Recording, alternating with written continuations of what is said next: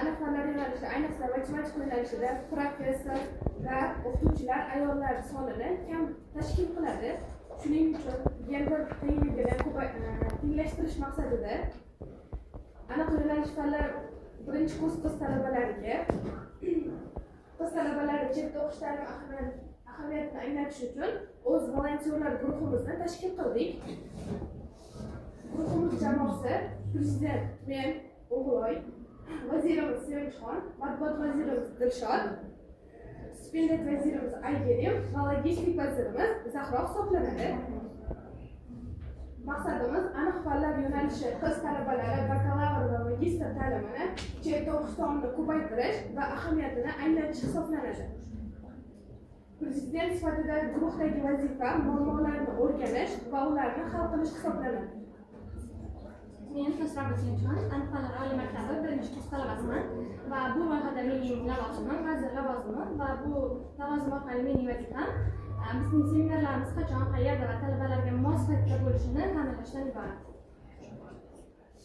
Men birinchi kurs talabasi O'zbekiston ekanman, stipendiyat vaziri hisoblanaman.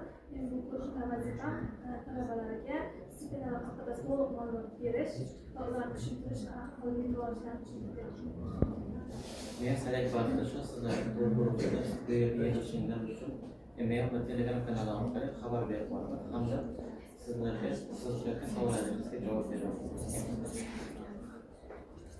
Men birinchi kurs talabasi Ergasheva Zahro. Bu loyihada logistik vazirman. Chet elda o'qiyotgan qiz talabalariga o'qish haqida ma'lumotlar va yashash sharoiti haqida tushuntirish ishlari olib boraman.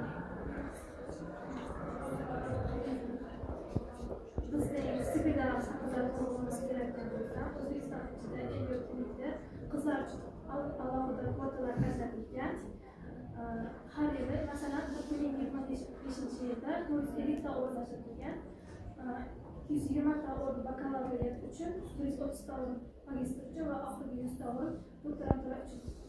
Yosh araliqlari 18 yoshdan 21 yoshgacha va undan keyin 21 yoshdan 32 yoshgacha magistratura va 32 yoshdan yuqorilar uchun doktorantura hisoblanadi. Kerak bo'lgan hujjatlar TOEFL yoki IELTS sertifikatlarga ega bo'lishi, liderlik qobiliyatlar bo'lishi va aniq fanlarni yaxshi o'qigan bo'lishi va biz AQShdagi stipendiyalar haqida gaplashadigan bo'lsak, Fulbright stipendiyasi, ya'ni doktorantura va magistratura uchun ajratilgan stipendiyalar, 2 yillik ish tajribaga ega bo'lishi, IELTS yoki TOEFL sertifikatlariga ega bo'lishi, o'z mamlakatida oliy ma'lumotga ega bo'lib qo'yganligi va Chilining Buyuk Britaniya tomonidan magistratura uchun ajratilgan stipendiyalar. Bunda biz 2 yil tajribaga ega bo'lishi, bunda ham TOEFL yoki IELTS sertifikatlariga ega bo'lishi so'ralgan, liderlik qobiliyatlari va rasmiy saytlarda qanaqa qilib ishlay olishlari ham alohida ahamiyatga ega bo'ladi. Va DIT Germaniya tomonidan bakalavriat, magistratura, doktorantura ajratilgan stipendiyalar. Bu haqida ma'lumot beradigan bo'lsak, nemis tili bilishi va ingliz tilini ham bilishi zarurligi aytilgan va ular uchun bizga kerak bo'ladigan hujjatlar, pasport yoki ID, IELTS yoki TOEFL sertifikatlarimiz, rezyume, motivatsion xat va boshqalar kerak bo'ladi.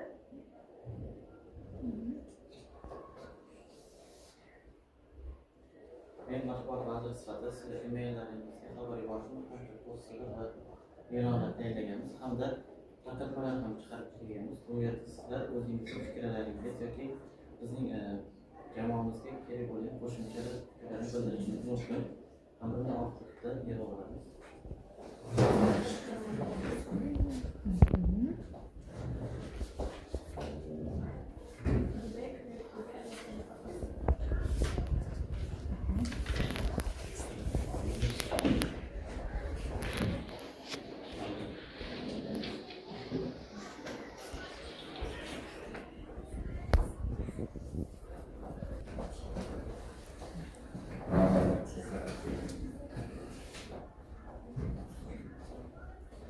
Chet elda erishayotgan qizlar o'zimizda O'zbekistonda juda ko'plar. Chet elda o'qiyotgan qizlarni har bittasi yotoqxona bilan o'z davlatning o'z hisobi bilan ta'minlanadi. Hozir o'sha chet elda o'qib muvaffaqiyatga erishgan qizlar haqida videomiz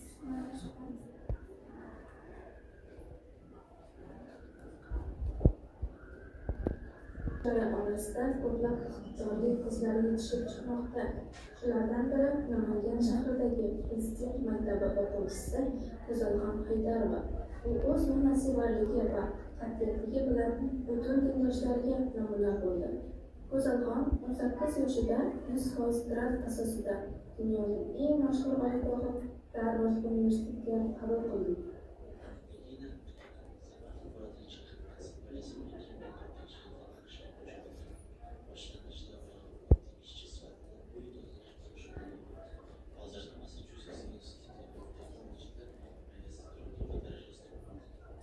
Qahramonlarimizdan biri Nikila Muzaffarova El-Yurt jamg'armasi fondi orqali AQShning eng nufuzli universitetlaridan birida grant asosida ta'lim olmoqda.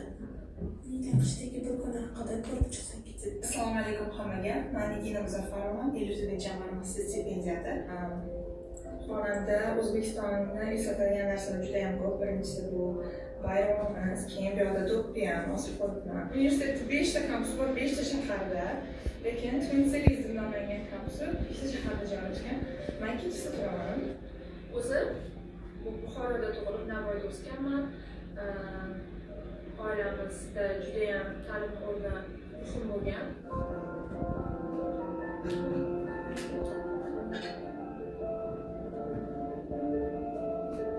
El-Yurt jamg'armasi haqida birinchi marta 2021-yili avgust oyida yangi O'zbekiston bog'ini ochilishida prezidentimiz bilan ko'rishga haqli viloyatida yoshlar tashkil etilgan va Navoiy viloyatini yoshlar nomidan man bo'lgan edi.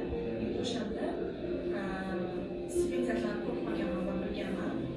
Rostdan chet el shunaqa yaxshi universitetda davlat yordami bilan ikkinchi o'qish mumkinligini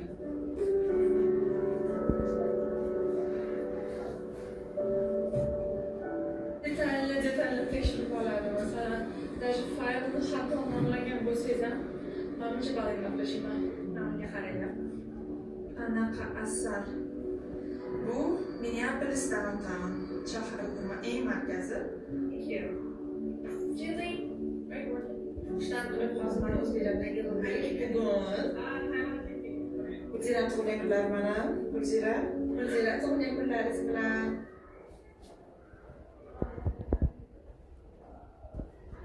Ularga mo'ljallangan bo'lib, har oyning 4-haftasi juma kunida soat 10 dan 12 gacha va 15:00 dan 17:00 gacha Markaziy Shosh binosi 4-etaj va anjumanlar zalida bo'lib o'tadi. Va bu seminardan asosiy ko'zlangan maqsad chet o'qiydigan qizlarni eng kamida 0% 40% gacha ko'tarishni maqsad qilganmiz.